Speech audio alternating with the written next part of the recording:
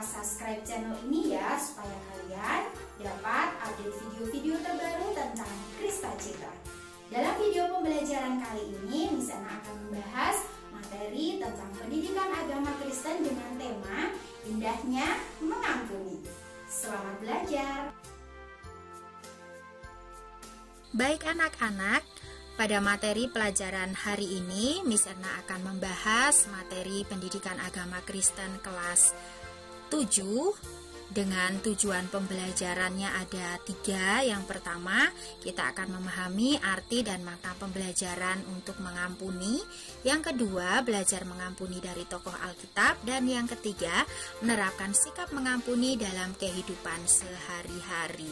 Miss Erna mau bertanya, pernahkah kamu marah atau kesal terhadap temanmu? Tentu pernah ya. Nah, apa yang kamu rasakan ketika kamu marah? Apakah kamu merasa dendam atau bahkan kamu pernah dibully oleh temanmu? Tentunya kita selalu merasakan dendam ya. Nah, apa yang kamu lakukan ketika kita marah? Apakah kamu marah dengan mendendam atau sebaliknya kamu mengampuni mereka? Ayo dijawab dengan jujur ya. Nah, seringkali kita memiliki sikap dendam, iya kan? Nah, kehidupan manusia itu ada 2. Kalau tidak meminta maaf, ya kita memberikan mereka maaf. Materi ini akan kita kumpas dalam tema Indahnya Mengampuni.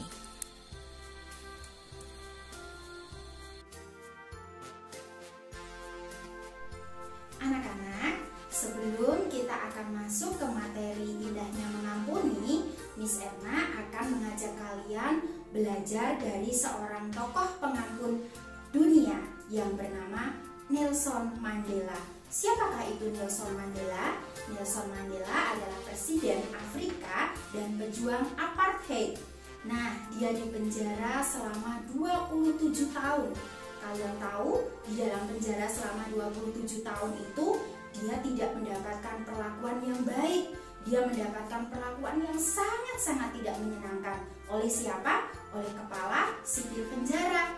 Nah, dia bebas setelah 27 tahun di tahun 1990. Di tahun itu dia bebas, kemudian dia terpilih menjadi seorang presiden Afrika. Dan siapa yang dia undang pertama kali pada saat pelantikannya? Iya, yang dia undang pertama kali pada saat pelantikannya adalah kepala sipir penjara. Kamu bisa membayangkan betapa takutnya kepala sipir penjara itu ketika mendapatkan undangan spesial dari seorang Nelson Mandela. Kenapa sih dia bisa melakukan hal yang seperti itu? Yuk kita simak ulasan berikut ini. Nelson Mandela pernah dipenjara 27 tahun lamanya oleh lawan politiknya. Ketika di penjara, Nelson sering disiksa, bahkan pernah digantung dengan kaki di atas lalu dikencingi oleh seorang sipir. Lalu ketika ia keluar dan menjadi presiden Afrika Selatan, hal pertama yang ia lakukan adalah mencari sipir yang pernah mengencinginya. Dan oleh seorang pengawalnya dicarikanlah sipir tersebut dan akhirnya ditemukan lalu dihadapkan kepada Nelson Mandela. Namun ada hal unik yang terjadi di sini, di mana Nelson Mandela pernah berkata dalam hatinya bahwa ketika nanti dia keluar lalu menjadi penguasa di negeri tersebut, yang pertama kali ia lakukan adalah memanggil sipir yang pernah mengencinginya.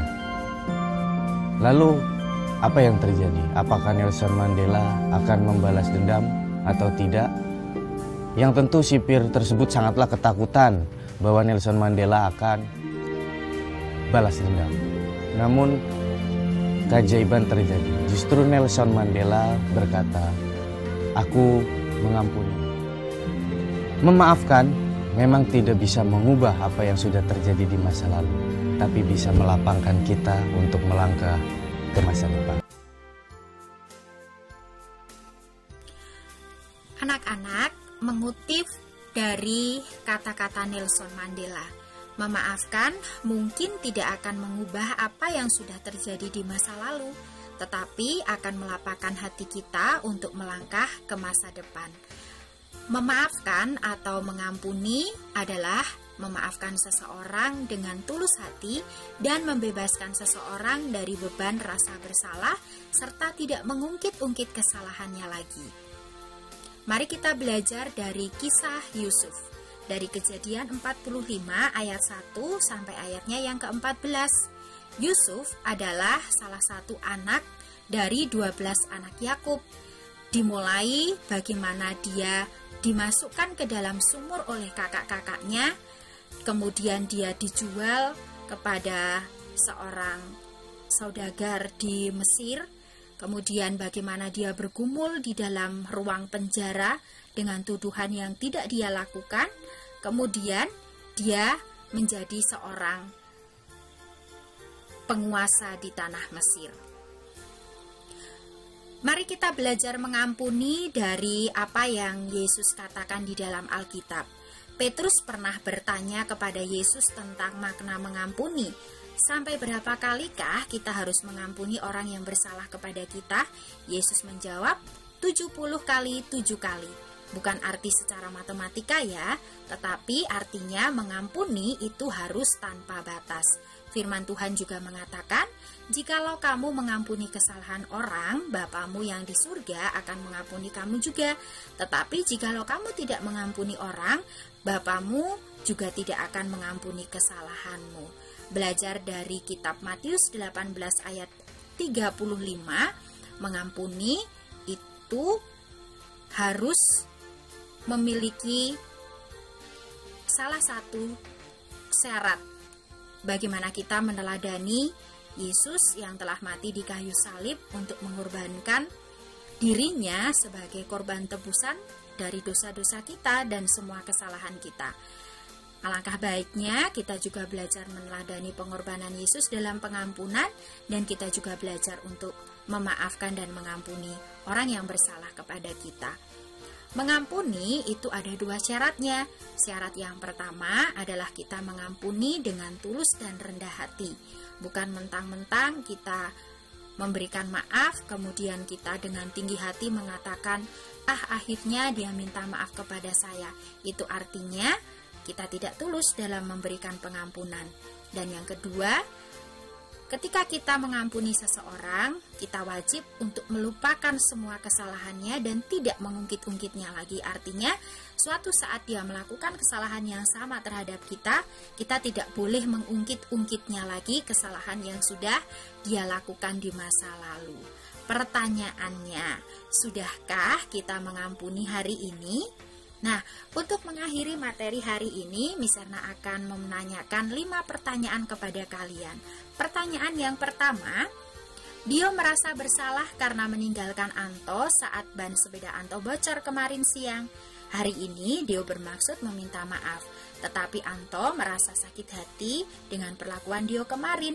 Menurut kamu, sikap Anto adalah A. Pemaaf, B. Baik hati, C. Pendendam, D. Pemarah. Jawaban yang benar adalah iya, betul.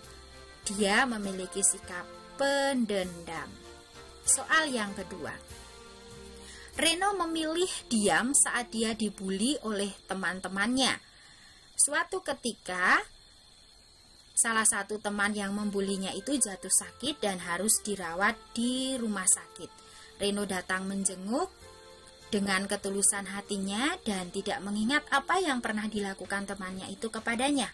Menurut kamu, sikap Reno adalah A. Pendendam, B. Pemarah, C. Pemaaf, D. Rendah hati. Ya, betul. Jawaban yang benar adalah dia memiliki sifat yang pemaaf. Soal yang ketiga. Memaafkan seseorang dengan tulus hati dan membebaskan seseorang dari beban rasa bersalah serta tidak mengungkit-ungkit kesalahannya. Pernyataan ini merupakan pengertian dari A. Mengampuni, B. Melayani, C. Merendahkan hati, D. Mendoakan. Jawaban yang benar adalah ya, mengampuni. Soal yang keempat. Syarat mengampuni itu adalah A. Mengingat-ingat kesalahannya, B. Mengampuni dengan syarat, C. Melupakan kesalahannya, D. Mengungkit-ungkit kesalahannya. Ayo, jawaban yang benar? Ya, betul. Syarat mengampuni itu adalah melupakan kesalahannya. Soal yang terakhir. Tokoh Alkitab yang mengampuni saudara-saudaranya dengan ketulusan dan kemurahan hati bernama A. Yakub, B. Yusuf, C. Yunus, D. Yohanes. Jawaban yang benar adalah ya, Yusuf. Yuk kita belajar mengampuni orang-orang yang ada di sekitar kita meskipun lingkungan kita sedang tidak mendukung. Adanya coronavirus atau COVID-19 membuat kita harus kemana-mana mengenakan masker, harus selalu menjaga kebersihan dengan mencuci tangan, bahkan kita harus tetap tinggal di rumah, tidak bisa melakukan aktivitas kemana-mana dengan bebas. Kita tidak boleh loh menyalahkan lingkungan atau menyalahkan orang lain yang ada di sekitar kita, tapi mari kita belajar untuk menerima keberadaan ini dengan rasa bersyukur. Baik anak-anak, sampai di sini video pembelajaran kita kali ini ya. Nantikan kembali video-video pembelajaran selanjutnya di channel Krista Citra Christian School. Keren itu sekolahku.